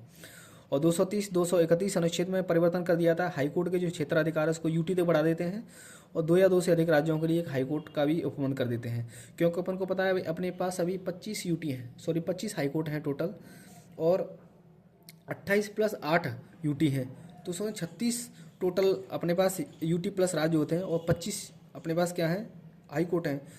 तो ये तो करना ही पड़ेगा क्योंकि अपन ने राज्य वगैरह सब बढ़ा दिया है। तो 2 या 2 से अधिक राज्यों के लिए हाई कोर्ट, और जो हाई कोर्ट है यूटी को भी राइट्स है कि भाई यूटी की सुनवाई हाई कोर्ट वही करेगा। और 220 में जो हाई कोर्ट के जो न्यायाधीश होते हैं उनको सुप्रीम कोर्ट में वकालत कर सकते हैं। और जो एक राज्यपाल है है ना, वो दूसरे राज्यों यानी दो या दो से अधिक जो राज्यों के राज्यपाल का भी कार्यभार संभाल सकता है, कार्यवाहक राज्यपाल बन सकता है। और लोकसभा की सीटें 500 से बढ़ाकर 525 कर दी जाती हैं। अब चौथा हो गया, पांचवा, सात। अब नौवां संविधान संशोधन के बारे में बात करें। इसमें जो नौवां संविधान संशोधन होता है, इसमें जो बांग्लादेश को जो भूमि होती है वो दे दी जाती है, हस्तांतरण कर दी जाती है। 10वां संविधान संशोधन, जो दादरा नगर हवेली होते हैं उसको भारत में केंद्र शासित प्रदेश का दर्जा दे दिया जाता है ना। और जो 11वां संविधान संशोधन होता है, 11वां संविधान संशोधन, इसमें उपराष्ट्रपति होता है, उसकी निर्वाचन मंडल को जो संयुक्त बैठक नहीं करेगी, इस ऐसा बोला जाता है। यानी 66 में परिवर्तन करते हैं और 71 में परिवर्तन ऐसा करते हैं कि निर्वाचक मंडल को यदि अपूर्ण है तो राष्ट्रपति उपराष्ट्रपति को चुनाव नहीं रुकेगा। इस प्रकार से अपन चुनौती नहीं दे सकते हैं सुप्रीम कोर्ट में जाकर के। 12वां संविधान संशोधन, देखो 10वां संविधान संशोधन किससे है, दादर नगर हवेली को शामिल कर लेते हैं। दादर नगर हवेली दमनदीप क्या है, एक ही यूटी है। तो 10 के बाद हम 12 सीधा आ जाता है, क्योंकि बीच में राष्ट्रपति आ जाते हैं, क्यों राष्ट्रपति का शासन होता है यहाँ पे यूटियों पे। तो 10 से सीधा 12 आते हैं। तो और साथ में गोवा भी होता है, तो गोवा और दमनदीप को कहाँ पे शामिल कर लिया जाता है, यूटी बना दिया जाता है। 12वां संविधान संशोधन। 13 में अपन नागालैंड को विशेष दर्जा दे देते हैं 371 के तहत, 371 के तहत। 14वां पुडुचेरी होती है, उसको भारतीय संघ में शामिल कर लेते हैं और केंद्र शासित प्रदेशों में विधानमंडल और मंत्रिपरिषद बनाने के लिए अनुच्छेद 239 जोड़ देते हैं और संसद को अधिकार में दे देता है। 15वां संविधान संशोधन में जो हाईकोर्ट के जो न्यायाधीश हैं उनकी सेवानिवृत्ति 60 से 62 कर देते हैं। आगे अपन 41वां संविधान संशोधन पढ़ेंगे, उसमें भी 60 से 62 पीएससी की जो सदस्य होते हैं उनकी आयु बढ़ा देते हैं। 16वां संविधान संशोधन में तीसरी अनुसूची और 9वीं अनुसूची में परिवर्तन करते हैं। तीसरी अनुसूची में अपन को पता है शपथ से संबंधित बातें होती हैं, तो शपथ से संबंधित बातें हैं तो एक भारत की प्रभुता और अखंडता को अक्षुण्ण बनाए रखूंगा, इस शब्द जोड़ देते हैं। और अनुच्छेद 19 में अपन को पता है वाक अभिव्यक्ति स्वतंत्रता से संबंधित बातें की जाती हैं, तो संपूर्णता और अखंडता के हित में कोई प्रश्न करने वाली जो एक प्रतिबंध लगा देते हैं सीधी सीधी। 17वां संविधान संशोधन के बारे में बात कर रहे थे, एक जो अनुच्छेद 31 अपन ने जोड़ा था प्रथम संविधान संशोधन में, तो शब्द होते हैं उनको प्रॉपर परिभाषित कर दिया जाता है। और 19 अनुसूची 9 में 44 नए कानून जुड़ते हैं और इसमें ऐसा बोला जाता है कि कोई व्यक्तिगत खेती की जो भूमि है उसको सरकार अधिग्रहण कर सकती है, लेकिन उसमें जो बाजार का जो मूल्य होता है उसके बराबर मुआवजा सरकार दे देगी। 18वां संविधान संशोधन में पंजाब और हरियाणा वगैरह होता है, उनको 2 राज्यों और चंडीगढ़ को एक केंद्र शासित प्रदेश बना देते हैं और अनुच्छेद 3 में केंद्र शासित प्रदेश शब्द जोड़ दिया जाता है। इस प्रकार से 18 संविधान संशोधन तक हम पहुँच गए हैं। अब 19 से शुरुआत करते हैं। देखो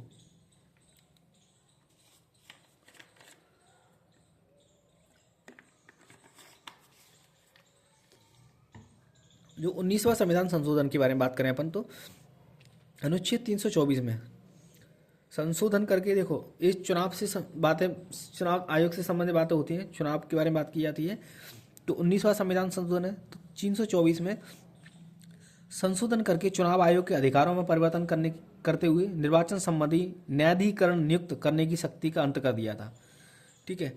और संसद और राज्य विधानमंडलों के सदस्यों के चुनाव संबंधी विवादों को निपटाने की शक्ति उच्च न्यायालय को दे दी गई, जिसकी अपील हाईकोर्ट में जाकर कर सकते हैं।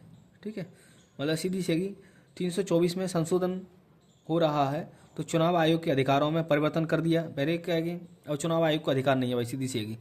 ठीक है, अब कोई यदि निर्वाचन से इलेक्शन संबंधित कोई बात आती है तो पहले क्या होता था, चुनाव आयोग अपना एक अलग से न्यायाधिकरण बना देता। अब उसको अलग से न्यायाधिकरण बनाने की बात है, बोले भाई अलग से क्यों बना, जब अपने पास हाईकोर्ट सुप्रीम कोर्ट है। तो सीधी सीधी भाई किसी को यदि राज्य का विधानमंडल है तो जिस संबंधी बातें हैं तो भाई सीधी जाकर के वो हाईकोर्ट में जाके केस दायर कर सकता है। ठीक है, संसद राज्य विधानमंडल है, उसका सदस्य है, तो उसको कोई विवाद लग रहा है कि भाई ऐसा केस है, तो हाईकोर्ट में जाकर के चुनौती दे सकता है और केस दायर कर सकता है। और यदि मान लो उससे संतुष्ट नहीं है तो सुप्रीम कोर्ट में जाकर के वो अपील कर सकता है। जैसा कि अपन ने देखा था 1972 का 71 का जो चुनाव था, इंदिरा गांधी ने गड़बड़ किया था, तो जो राजन नारायण उनके विरुद्ध में खड़े हुए थे, उन्होंने जाकर के इलाहाबाद हाईकोर्ट में केस दायर कर दिया था इलाहाबाद हाईकोर्ट में। तो इलाहाबाद हाईकोर्ट ने निर्णय दे दिया था कि भाई इंदिरा जी को अभी अपनी सीट खाली करनी पड़ेगी, 6 वर्ष के लिए उन पर प्रतिबंध लगा दिया था। तो इंदिरा गांधी जी ने सुप्रीम कोर्ट में अपील कर दी थी, वैसा क्यों हो रहा है। ठीक है, तो ये 324 में जो परिवर्तन किया गया है अनुच्छेद 19 के माध्यम से, सॉरी संविधान संशोधन 19 के माध्यम से अनुच्छेद 24 में यही चीज़ें हैं। क्या है कि भाई पहले चुनाव आयोग को यह अधिकार था कि वो अलग से किसी प्रकार का यदि चुनावी विवाद होता है तो अलग से न्यायाधिकरण बना लेता था, लेकिन क्या हुआ था कि इसमें ये मामला ख़त्म कर दिया था, इस शक्ति को अंत कर दिया था चुनाव आयोग की। बोले जब अपने पास न्यायाधिकरण है, यदि राज्य के कोई विधायक हो गया, लोकसभा का कोई लोकसभा सदस्य हो गया, यदि इसको कोई दिक्कत है, उसको लगता है चुनाव में कुछ गड़बड़ है, तो वो उस पर्टिकुलर राज्य के जो हाई कोर्ट उसमें जाकर के अपना केस दायर कर सकता है, और जिसको भी और भी डाउट हो तो वो सुप्रीम कोर्ट में जाकर अपील कर सकता है। और अनुच्छेद जो 71 है उसमें राष्ट्रपति उपराष्ट्रपति का जो चुनावी विवाद है उसको केवल सुप्रीम कोर्ट देखा, ये बात इंपॉर्टेंट है। ठीक है, यहाँ पर देखो शॉर्ट में बताया गया है, अनुच्छेद 71 है, राष्ट्रपति उपराष्ट्रपति से संबंधित कोई बात आती है तो सुप्रीम कोर्ट देखेगा सिर्फ। 324 में MP MLA का जो चुनावी विवाद होता, पहले ECI देखता था, 324A के तहत उसको ख़त्म कर दिया, अब सीधा हाई कोर्ट में जाके देखेगा, और अपील करनी तो जाके सुप्रीम कोर्ट में कर दो भाई। 21वां संविधान संशोधन बहुत इंपॉर्टेंट है और बहुत फेमस है। 21 से संबंधित ही अपन को 71वां और 92वां संविधान संशोधन। देखो 21वें संविधान संशोधन में अपन बात करते हैं, 8वीं अनुसूची अपन को अच्छे से पता है। मूल रूप से 8वीं अनुसूची में 14 भाषाओं के बारे में जिक्र किया गया था। ठीक है, 14 भाषाएं उसमें सम्मिलित हैं, लेकिन 21वां संविधान संशोधन 1967 में आता है और उसमें 15वीं भाषा के रूप में सिंधी को शामिल कर दिया जाता है। अब 71वां संविधान संशोधन 1992 में आता है, उसमें 3 भाषा, नमक इसका शॉर्ट फॉर्म है। ठीक है, अपन ने ट्रिक बना ली नमक। ठीक है, 71वें संविधान संशोधन में 1992 पर नमक खाते थे। ठीक है, तो नमक से नेपाली, मणिपुरी, कोंकणी, ये 3 भाषा जोड़ देते हैं। ठीक है, तो इस टाइप से 15 3 18 भाषा हो जाती हैं। और 92वां संविधान संशोधन होता है 2003 में, इसमें 4 भाषा MBBS होता है। MBBS नहीं, मैं MDBS बोलता हूँ। ठीक है, MDBS ना, ऐसे BD MS BD कुछ भी बोल दो, मतलब MDBS। तो मैथिली, डोगरी, बोडो, संथाली। ठीक है, तो इस टाइप से 22 भाषा हो जाती हैं। देखो कई बार इनके क्षेत्र पूछ लिया था, जो मैथिली होती है हमेशा जो मैथिली क्षेत्र बिहार में होता है, डोगरी जो जनजाति होती है एक टाइप से डोगरी वगैरह। ठीक है, तो जम्मू कश्मीर, हिमाचल प्रदेश वगैरह में बोली जाती है। बोडो अपना क्षेत्र है, पता है, हमेशा ये राज्य की मांग करता रहता है अलग से, तो असम में होता है। संथाली जनजाति होती है और ये झारखंड में बोली जाती है। ठीक है, कोंकणी पता है, गोवा जो कर्नाटका वाला जो भाग होता है उसका उत्तरी भाग है ना कर्नाटका का, और महाराष्ट्र का जो दक्षिणी भाग है। ठीक है, केरल के जो तटीय इलाके हैं वो कोंकणी वहाँ पे बोली जाती है। मणिपुरी मणिपुर में बोली जाती है। नेपाली ने नेपाल से जो नेपाल के बॉर्डर से लगे हुए हैं। तो इस टाइप से 21वें संविधान संशोधन के माध्यम से 15वीं जो भाषा के रूप में सिंधी को शामिल कर लिया जाता है। 71वें संविधान संशोधन के माध्यम से नमक यानी नेपाली, मणिपुरी, कोंकणी को शामिल कर लिया जाता है। और 92वें संविधान संशोधन 2003 से, देखो यहाँ से लिंक बना हुआ है, 21वें संविधान संशोधन 1967 में 4 जोड़ो 71, 71वां संविधान संशोधन 92 में, और 92वां संविधान संशोधन 2003 में। ठीक है, अब आ जाओ 21वें 22वां संविधान संशोधन। इसमें क्या, असम के भीतर एक स्वायत्त राज्य, असम के भीतर एक ऑटोनोमस राज्य बना दिया था, उपराज्य बोल सकते हैं इसको अपन, कौन सा, मेघालय बना दिया था। इसके गठन से संबंधित बातें इसमें जोड़ी जाती है, और इसमें इसके लिए अलग से 244A अनुच्छेद जोड़ दिया गया था। ठीक है, और पूर्वोत्तर क्षेत्र के जनजातीय समुदायों की आकांक्षाओं को पूरा करने के लिए ऐसा किया गया था। 22 के बाद में आता है अपना 24वां संविधान संशोधन। 24वां संविधान संशोधन को पढ़ते हैं अपन, 1971 में आता है। अपन को पता है कि 1967 में गोलकनाथ मामला आता है एक। ठीक है, एक पंजाब के 2 बहुत बड़े जमींदार होते थे, हेनरी गोलकनाथ और विलियम गोलकनाथ, 2 भाई होते हैं। उनकी 500 एकड़ की ज़मीन थी। ठीक है, तो जैसे ही भूमि सुधार कानून हो रहे हैं तो भूमि सुधार कानूनों के तहत उनकी जो भूमि होती है सरकार छीन लेती है, उनको केवल 35 एकड़ भूमि दे देती है। और तो इस आधार पर ये जो गोलकनाथ ब्रदर्स होते हैं, हेनरी और विलियम्स, ये संपत्ति और समानता का अधिकार का उल्लंघन बोले कि भाई सरकार हमारी संपत्ति का अधिकार का उल्लंघन कर रही है, समानता के अधिकार का हनन कर रही है। तो इस आधार पर वो सुप्रीम कोर्ट में जाकर के अपना केस दायर कर देते हैं। ठीक है, तो क्या बोलते हैं, सुप्रीम कोर्ट इस पे देता है। ये पृष्ठभूमि देख रहे हैं एक बार इसकी 71 की, तो फंडामेंटल राइट में संशोधन नहीं कर सकती है। इन्होंने जो बोला था गोलकनाथ ने कि भाई जो 368 है उसमें केवल प्रक्रिया के बारे में बात की जाती है। 368 में क्या बोला था भाई, 368 में अभी अपन ने अच्छे से देखा था कि 368 में अपन विशेष बहुमत के माध्यम से किसी संविधान में संशोधन कर सकते हैं, किसी अनुच्छेद में करना है। तो बोले वहाँ पे पावर थोड़ी दी गई है, वहाँ पे प्रक्रिया के बारे में बताया गया है कि भाई कि इस प्रक्रिया के माध्यम से 368 में संशोधन कर सकते हैं। तो इसी को लेकर के सरकार ने बोला कि तो भाई गड़बड़ हो गया मामला, तो 24वां संविधान संशोधन लेके आते हैं सरकार। तो संविधान के किसी भी भाग में संशोधन करने की संसद की शक्ति में वृद्धि कर दी जाती है, ठीक है। और अनुच्छेद 368 में संशोधन करके ये प्रक्रिया और शक्ति दोनों को शामिल कर दिया जाता है। 24वां संविधान संशोधन में क्या करते हैं, 368 में पहले अगली प्रक्रिया थी और शक्ति भी शामिल कर दिया था, भाई पावर भी है कि भाई वो चाहे तो किसी भी संविधान संशोधन में ये पावर कर सकती है, यानी अब ये बहुत पावर हो गई।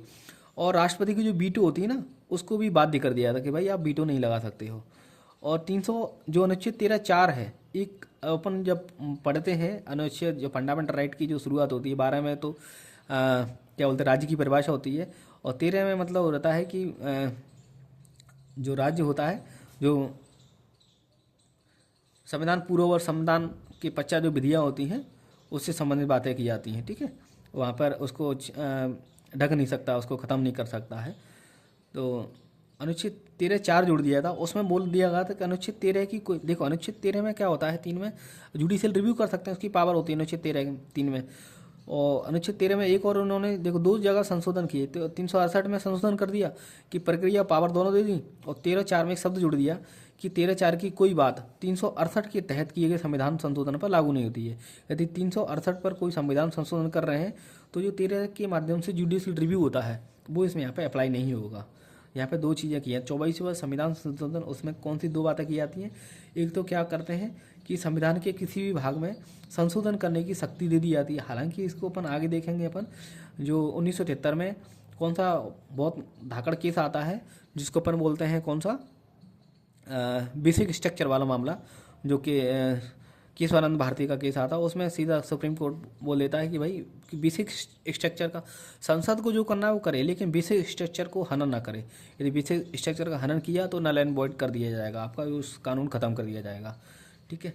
तो 368 में संशोधन किया, प्रक्रिया शक्ति दोनों को जोड़ दिया, और 13(4) में एक शब्द 13(4) भी जोड़ दिया अनुच्छेद 13(4), और बोला गया कि भाई जो अनुच्छेद 13(4) है उसमें कोई भी बात है अनुच्छेद 368 के तहत जो संविधान होता है उस पर लागू नहीं होती है, ठीक है।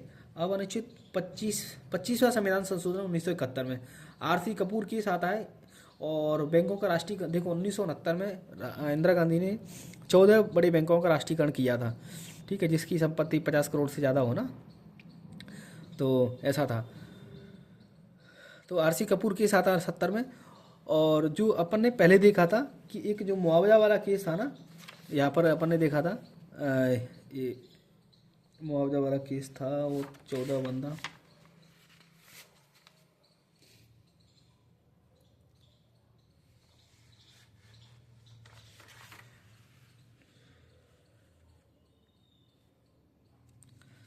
जो मुआवजा वाला केस था ना, उस पर राशि शब्द का प्रयोग किया गया था। मुआवजे की जगह पे 25वां संविधान में पर्याप्त मुआवजे के स्थान पर राशि शब्द का प्रयोग कर दिया गया है। 25वां संविधान संशोधन इससे है। 26वां संविधान संशोधन, इसमें MPPSC में ऑलरेडी क्वेश्चन पूछ चुका है कि 26वां संविधान कब आया था, 1971 में। देखो जब अपने देश का 562 रियासतें थीं और उनका एकीकरण करना था, इसकी जिम्मेदारी अपन को पता है सरदार वल्लभ भाई पटेल को दी गई थी। उस टाइम पे बहुत बड़ा हरकुलस टास्क था, ये बहुत कठिन काम था। तो इसके लिए कुछ न कुछ तो भाई फिसलाने वाली बात की जाएगी। तो सरदार वल्लभ भाई पटेल ने राजाओं को जो फैसिलिटी बोले कि भाई आपको उसी टाइप से फीलिंग होगी, ऐसा नहीं होगा कि आप राजा नहीं हैं, आपको सिर्फ भारत में शामिल होना है। तो बहुत सारी बातें थी, उनको अलग से पेंशन मिलती थी, ठीक है, प्रीवी पर्स वगैरह फैसिलिटी, तोपों से सलामी दी जाती थी, ठीक है। कहीं जा रहे हैं तो विशेष अतिथि का उसको सम्मान मिलता था, एयरपोर्ट वगैरह पर जा रहे हैं तो अलग से उनको सीटें वगैरह, ये सब चीज़ें थी। तो 26वां संविधान संशोधन 71 में इंदिरा गांधी पावरफुल बहुत हो जाती हैं, बांग्लादेश पाकिस्तान अलग अलग कर देती हैं, तो ऐसे ही पावरफुल लेडी। तो यहाँ के बाद में उन्होंने सोचा कि फालतू का अपन राजा वगैरह हो, ये क्यों दे रहे हैं अपन ये सब चीज़ें, प्रीवी पर से फालतू का खर्चा सरकार का। तो ये सब चीज़ें ख़त्म कर देते हैं। अनुच्छेद 368 का जोड़ देते हैं और भूतपूर्व राजाओं के प्रीवी पर्स होते हैं उनको ख़त्म करते हैं, विशेषाधिकार को ख़त्म करते हैं। अनुच्छेद 291 362 को निकाल दिया जाता है। जो 291 362 इन्हीं से संबंधित थे। 291 प्रीवी पर्स से बात की जाती है, और प्रीवी पर्स से जो पैसा दिया जाता था वो संचित निधि में भारित था। जैसे आज अभी राष्ट्रपति राज्यपाल इनके जो वेतन भत्ते होते हैं वो संचित निधि भारित होते हैं, वहाँ से जो प्रीवी पर्स के जो पैसे होते थे राजाओं को 291 से दिए के माध्यम से संचित निधि भारित होती और कर टैक्स फ्री होते थे वो, ठीक है। और 362 में आश्वासन दिए गए थे उनको, कई प्रकार के व्यक्तिगत अधिकार थे उनको, ठीक है। उनके जो बिल्कुल गरिमा तोपों से सलामी दिया थी, कई टाइप के राइट्स थे उनको, इन सबको ख़त्म कर दिया था। यानी 291 362 को निकाल दिया था, हटा दिया गया था अपने संविधान में से। 363 के जोड़ दिया गया था जिसमें प्रीवी पर्स वगैरह है, इनको ख़त्म कर दिया है। तो 26वां संविधान संशोधन ये प्रीवी पर्स इससे संबंधित है। 28वां संविधान संशोधन 1972 में आता है। ऑल इंडिया सर्विसेज की जो पारिश्रमिक होते हैं, वेतन वगैरह रहते हैं, उनकी छुट्टी रहती है, पेंशन की जो सेवा थी, पहले क्या होता था 1972 तक जो अंग्रेज़ों की जो शासन वगैरह जो रहते ऑल इंडिया सर्विस में वही चल रही थी, ठीक है। कभी भी छुट्टी चले जाओ, उनको फुल वेतन वगैरह ये सब चीज़ें उनको मिलती थी, ठीक है, कंडीशंस वगैरह। तो इनमें बदलाव किए गए थे, जो पहले के जो कानून वगैरह थे उनको रद्द किया गया था, है ना, और संसद को शक्ति दी गई थी कि भाई ऑल इंडिया सर्विस है उनकी नियम वगैरह में बदलाव किया गया था। 312A जोड़ा गया था और 314 है उसको हटाया गया था। देखो 28वें संविधान संशोधन कितने है, ऑल इंडिया सर्विस से जो पुराने जो रूल्स होते थे, रूल्स नियम कानून, उसको ख़त्म कर दिया था। 312A जोड़ा गया था, 314 हटाया गया था। इसके बाद में 14 से अपन सीधा आते हैं 28 से 29वां संविधान संशोधन 9वीं अनुसूची का संशोधन करके इसमें भूमि सुधार के बारे में केरल के 2 अधिनियम शामिल किए गए थे। और 31वां संविधान संशोधन 1973 में लोकसभा के सदस्यों की संख्या 525 से बढ़ा करके 545। देखो 7वां संविधान संशोधन किया था, उसमें 500 से बढ़ा करके 525 की गई थी संख्या, और 31वां संविधान संशोधन में 525 से 545 कर रहे हैं अपन। और केंद्र शासित का जो प्रतिनिधित्व पहले 25 होता था उसको घटा करके 20 कर दिया गया था। और अनुच्छेद 81A 330 और 332 में संशोधन कर दिए गए हैं। 33वां संविधान संशोधन के बारे में बात की जाती है तो MP और MLA जो रहते हैं उनको दबाव में या ज़बरदस्ती से उन पर इस्तीफा नहीं दे सकता है, ठीक है। तो इसके लिए ये संशोधन किया गया था 1974 में कि MP MLA है उनको दबाव में जाकर के इस्तीफा नहीं दिया जा सकता है। और अध्यक्ष को ये जो लोकसभा का स्पीकर वगैरह है उसको ये राइट्स दे दिया गया था कि वह सिर्फ स्वेच्छा से दिए गए अधिकार जो त्यागपत्र दे रहा है उसको स्वीकार करें, यानी ज़बरदस्ती से नहीं। उसको पहले पूछें भाई तू स्वेच्छा से दे रहा है तो ही इसको कंसिडर किया जाएगा। अनुच्छेद 101 में अपन को पता है लोकसभा के बारे में बात की जाती है, 190 में कहाँ पे बात की जाती है विधानसभा के सदस्यों के बारे में। तो 35वां संविधान संशोधन 1974 में आता है। इसमें जो सिक्किम है, अभी अपन ने डिस्कस किया ही था कि जो सिक्किम था बाहर का राज्य था, तो अपन को अनुच्छेद 2 में परिवर्तन करना पड़ेगा, ठीक है। तो सिक्किम को संरक्षित राज्य का दर्जा दे दिया था, पहले राज्य बना दिया था, भारत में प्रवेश कर लेते हैं। उसके लिए अपन को 2 अलग से प्रावधान करने पड़ते हैं। अनुच्छेद 2A जोड़ते हैं और अनुसूची 10 जोड़ते हैं। फिर अनुच्छेद 36वां संविधान संशोधन करते हैं। जैसे ही मामला कंट्रोल में हो जाता है तो इसको जो सिक्किम होता है उसको पूर्ण राज्य का दर्जा दे देते हैं। पूर्ण राज्य का दर्जा दे देंगे तो अनुच्छेद जो 2A है और अनुसूची 10 है उसको अपन ख़त्म कर देते हैं। यानी अनुसूची 10 से अपन जो इनकी शर्तें वगैरह कंडीशंस थी इसमें कि उसकी सिक्किम की उसको हटा लिया जाता है, अनुच्छेद 2 को डिलीट कर दिया जाता है और इसको जो पूर्ण राज्य का दर्जा और इसको स्पेशल राइट्स दे दिया जाता है। 371F अलग से जोड़ देते हैं अपन। 38वां संविधान संशोधन के बारे में बात करें तो अनुच्छेद 352 के अधीन आपात स्थिति की घोषणा करने में राष्ट्रपति के समाधान को किसी न्यायालय में प्रश्नगत नहीं किया जा सकता है। 38वां संविधान संशोधन में क्या किया गया तो आपात कंडीशंस आ गई है, तो जो आपात स्थिति की घोषणा करने में राष्ट्रपति के जो समाधान है, ठीक है, उसको प्रश्नगत नहीं किया जा सकता है। अनुच्छेद 123, 213 और 239 ख में संशोधन करके राष्ट्रपति, राज्यपाल और जो संघ शासित प्रदेशों के जो प्रशासक होते हैं या उपराज्यपाल होते हैं LG वगैरह, उनके द्वारा अध्यादेशों को न्यायिक समीक्षा से बाहर रखा गया था। अपन को पता है 123 में राष्ट्रपति अध्यादेश ला सकता है, 213 में राज्यपाल अध्यादेश ला सकता है, 239 का में जो क्षेत्र का प्रशासक है उपराज्यपाल होता है वो अध्यादेश ला सकता है। इसको जुडिशियल रिव्यू नहीं किया सकता है। कब? जब इमरजेंसी की कंडीशन हो तब। ये 38वां संविधान संशोधन 1975 में किया गया था। अब आपातकाल के दौरान कार्यपालिका शक्ति बड़ी होती है। आपातकाल के दौरान इससे क्या होती है, शक्ति बढ़ी कार्यपालिका की। 44वां संविधान संशोधन में हालांकि इसको खत्म कर दिया जाता है। 39वां संविधान संशोधन 1975 में आता है। इसमें प्रेसिडेंट हो गया, वाइस प्रेसिडेंट हो गया, लोकसभा हो गया, और पीएम प्रधानमंत्री के निर्वाचन को न्यायालय में चुनौती नहीं दे सकती है। ठीक है, ये वही कंडीशंस आ रही है कि जो इंदिरा गांधी को क्या कर दिया था, राजा नारायण का जो केस था इलाहाबाद, चुनौती दे देते हैं, तो उसका ये फील्डिंग बना रही हैं। ठीक है, तो प्रेसिडेंट, वाइस प्रेसिडेंट, लोकसभा के जो मेंबर्स होते हैं, प्रधानमंत्री, इनके निर्वाचन को न्यायालय में चुनौती नहीं दे सकती है। और ये जो मतलब ये जो वहाँ पर सब चीज़ें हालांकि इनको बाद में ख़त्म कर देते हैं। तो ये जो दोनों केसेस होते हैं 38वां और 39वां इसी से संबंधित होते हैं। इसमें सीधे अध्यादेश की इस पावर को जुडिशियल रिव्यू नहीं किया सकता है, और जो प्राइम मिनिस्टर, वाइस राष्ट्रपति, उपराष्ट्रपति, लोकसभा के मेंबर वगैरह और प्राइम मिनिस्टर, इनको चुनौती नहीं दी सकती है। अगला बात करते हैं 41वां संविधान संशोधन अपन ने देखा ही था अभी। 16वां संविधान संशोधन में जो हाईकोर्ट के जो जज थे उनकी आयु 60 से 62 कर देते हैं, और 41 में अपन क्या करते हैं 60 से 62 पीएससी के मेंबर की आयु कर देते हैं। 42वां संविधान संशोधन बहुत है, इसको अपन मिनी कॉन्स्टिट्यूशन यानी मिनी संविधान संशोधन, बहुत सारे संविधान संशोधन किए गए थे, इसलिए मिनी संविधान की संज्ञा भी दी जाती है। इसमें देखो अपन बात करें तो 2 नए भाग जोड़े गए थे, 4 क और 14 क, और 11 नए अनुच्छेद जोड़े गए थे, और 52 अनुच्छेदों में संशोधन किया गया था। देख रहे हैं कितने बड़े पैमाने पर काम हुआ था। इसमें 2 नए भाग जोड़े गए थे, 4 क और 14 क, और 11 नए अनुच्छेद जोड़े गए थे, और 52 अनुच्छेदों में संशोधन किया गया था। इसलिए अपन को इसको मिनी कॉन्स्टिट्यूशन कहते हैं। सरदार स्वर्ण सिंह समिति की रिपोर्ट के प्रस्तावित सरदार स्वर्ण सिंह थे। उन्होंने समिति अध्यक्षता में समिति बनी थी। उन्होंने 59 प्रावधान को प्रस्तावित किया था कि भाई आप 59 ये ऐसा कर सकते हैं। तो संविधान की प्रस्तावना में समाजवादी, धर्मनिरपेक्ष और एकता और अखंडता शब्द जोड़े गए थे।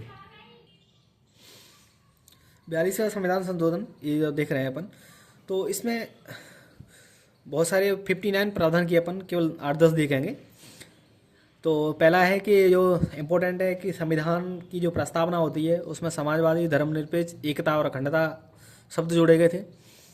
दूसरा था कि जो सभी विधानसभा होती हैं और लोकसभा की जो सीट होती हैं इस शताब्दी के अंत तक यानी 1999 तक स्थिर रहेंगी, फ्रीज कर दी गई थी सीटों को। और जो कार्यकाल था लोकसभा का वो 5 से 6 वर्ष कर दिया गया था। देखो पहला क्या था, प्रस्तावना में एकमात्र बार संविधान संशोधन हुआ है जिसमें समाजवादी, धर्मनिरपेक्ष, एकता और अखंडता शब्द जोड़े गए थे।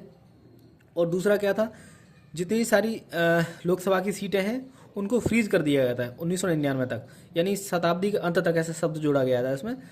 और दूसरी बार 42 का मल्टीप्लाई अपन 2 कराएंगे 84वीं, तो 84 जो संविधान संशोधन 2001 में होता है उसको फिर दोबारा से सीटों को फ्रीज करते हैं 2026 तक। ठीक है, तो ऐसा बात की जाती है।